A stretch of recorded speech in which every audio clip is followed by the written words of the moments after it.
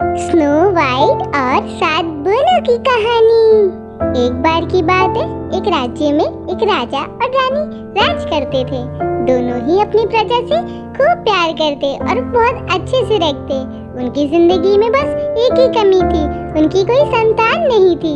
एक बार रानी ने मन में इच्छा जताई कि उनकी एक बेटी हो जो सबसे सुंदर और प्यारी हो। कुछ सालों बाद रानी की इच्छा पूरी हुई और उन्होंने एक सुंदर सी बेटी को जन्म दिया, जिसका नाम उन्होंने स्नो वाइट रखा। पूरे राज्य में खुशियां खुशियां थी, लेकिन ये खुशियां ज्यादा दिनों तक ना रह सकी।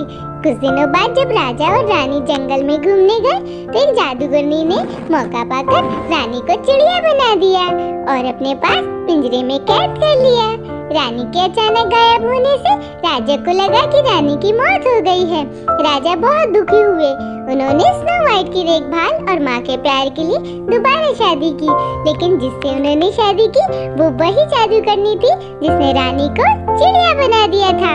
अब जादूगर ने रूप बदलकर राजा से शादी की थी। उसकी चिड़िया को देख स्नो वाइट बहुत खुश हुई और उसने वो चिड़िया उससे मांग ली। इस बात से अनजान वो चिड़िया उसकी माँ है। स्नो वाइट उससे बहुत प्यार से अपने पास रखती।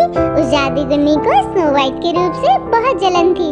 वो चाहती थी कि पूरी दुनिया में सबसे सुंदर वही हो।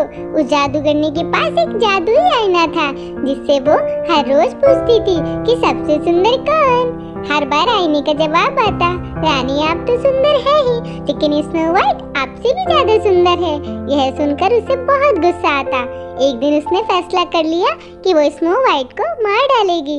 इसके लिए उसने एक मंत्री को बुलाया और उससे कहा, जाओ जाकर स्नो वाइट को मार डालो।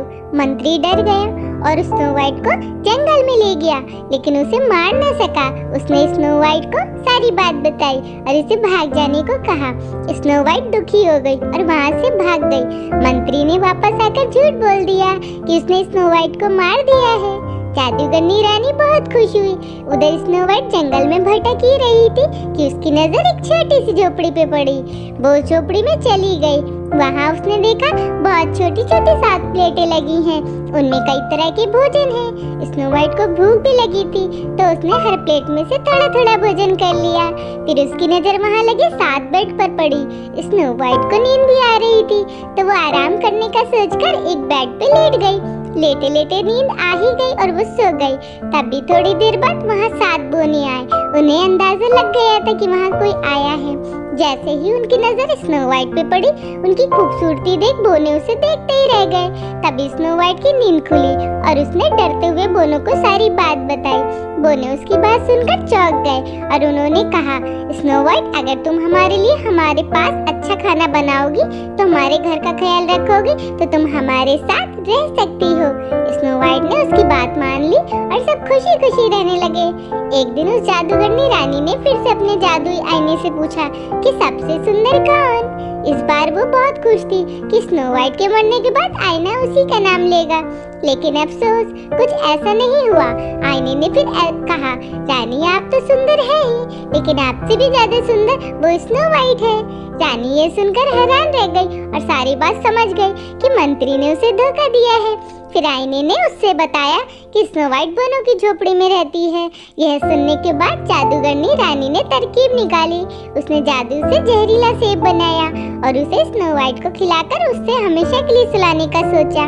वो अपना रूप बदलकर स्नो वाइट के पास पहुंची। उसने स्नो वाइट को सेब खरीदने को कहा और खरीदने से पहले उसे चखने के लिए वो जहरीला सेब दिया। स्नो वाइट उसे बूढ़ी औरत समझकर मना न कर सकी और उसने वो जहरीला सेब चख लिया। सेब चखते ही स्नो वाइट की तबीयत बिगड़ने लगी। उसी बीच वो जादूगरनी अपने असली रूप में आ गई और स्नो वाइट के सामने हंसने लगी। स्नो वाइट अपनी सौतेली माँ को देख हैरान रह गई और गहरी नींद में चली गई। उसके कुछ देर बाद ही वहाँ बोने आए। स्नो वाइट को वहाँ पड़ा देख वो दुखी हो गए। उन्हें लगा स्नो वाइट उन्हें हमेशा के लिए छोड़कर चली गई है। उन्होंने उसे दफनाने का सोचा, लेकिन उनका मन न माना।